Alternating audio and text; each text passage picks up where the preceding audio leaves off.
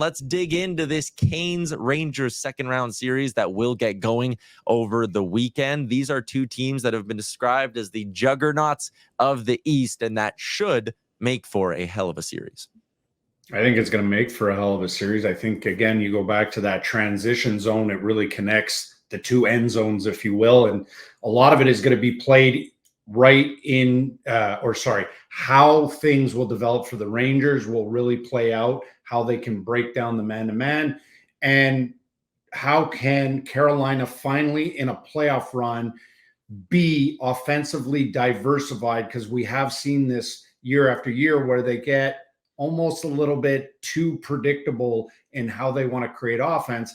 And as we look at some of the stats boards from the head-to-head this season, they played 3 times. The Rangers won 2 out of 3. The Carolina Hurricanes won one of those games 6-1. You know, it's relatively tight. It's, you know, even though there is one game that's 6-1, it's relatively tight. And when we look at what they did in their respective series, it's very similar in terms of the 5-on-5 scoring and special teams. Both the power plays are hot. One PK is a little hotter with the New York Rangers, but again, they were going up against a team that wasn't creating much on the power play.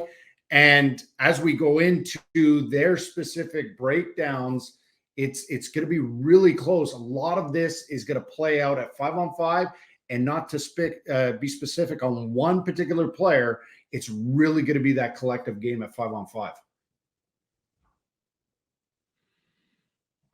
Just going into a little bit of that play here, like break down some of these attacks. Well, you look at the rush of Carolina scoring a couple here, right? Here, the Islanders not completely engaged, not detailed enough, and Carolina all of a sudden creating a little bit more off the rush. This is that being diversified offensively. So if we pause it right here, this is where the Rangers 1-3-1 has been spoken about. I have covered the Rangers twice this year on this show where I thought their 1-3-1 wasn't good enough. Well, it got better. However, they were playing Washington that kind of limped into the playoffs. So it's going to be really interesting as we let these clips roll. Can the Rangers be really dialed in on these step-ups in the 1-3-1?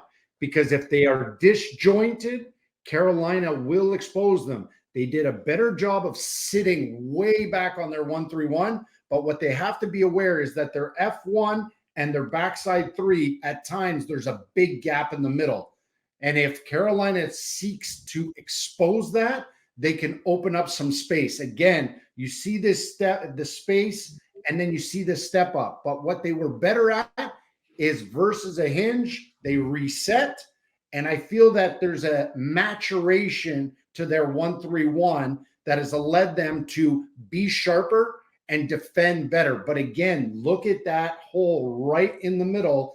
If Carolina wants to open this up, that's an area that they're going to have to beat, because if you simply just beat them with a stretch pass, the Rangers get back. They're 5 in the picture, and they'll just box you out and keep you to the outside. And from time to time, even if you get behind them a little bit, they take their time. They're 5 guys in the play, and they're okay killing the rush against deeper in the zone. So from Carolina's perspective, their 2-man defensive zone coverage has been talked about a lot in the first round. How will that pose a problem for the Rangers, you think? Well, that man-to-man, they really are good at identifying. And when the Rangers want to start activating the D, when you see an Adam Fox whose instincts are just incredible in the offensive zone, and he's not the only one. They open it up for everybody, because as you open it up, you allow Panarin to climb higher, Zibanejad, and you then have your net front presence just anchored at the net.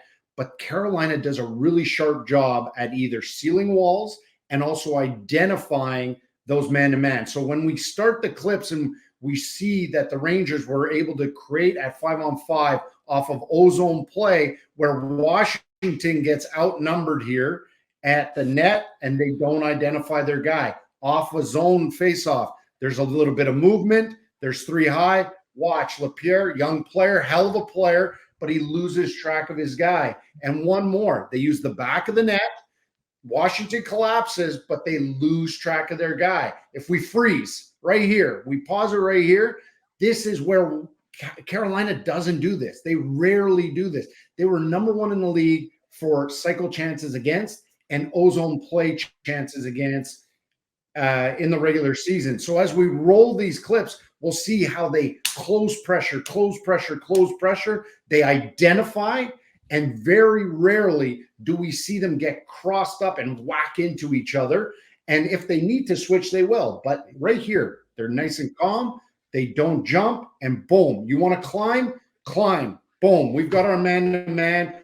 We'll force you guys to make bad passes. You chip a puck, you're a good player, you're a talented player like Barzal, we're going to make you uncomfortable. Horvat, we're going to make you uncomfortable. Now watch instincts. You force down low, and now guys adjust. It's everybody's ready to replace the next player. And watch Brady Shea here. He identifies his man early.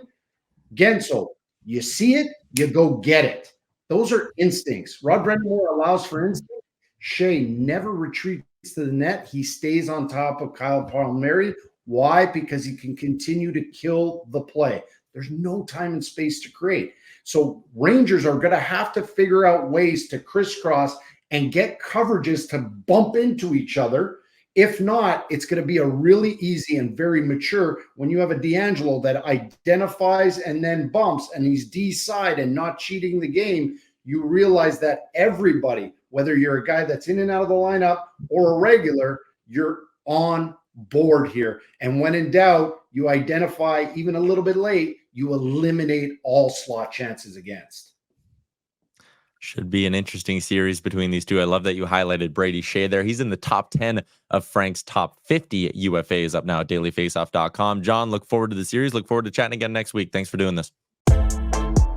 What's up, hockey fans? If you enjoyed that video, then you need to be hitting the subscribe button right here at Daily Faceoff. Exclusive interviews and analysis from our hockey insider Frank Seravalli, fantasy updates from Brock Sagan, and a daily live show at noon Eastern, Monday through Friday. You don't want to miss any of the fantastic content, so hit that subscribe button.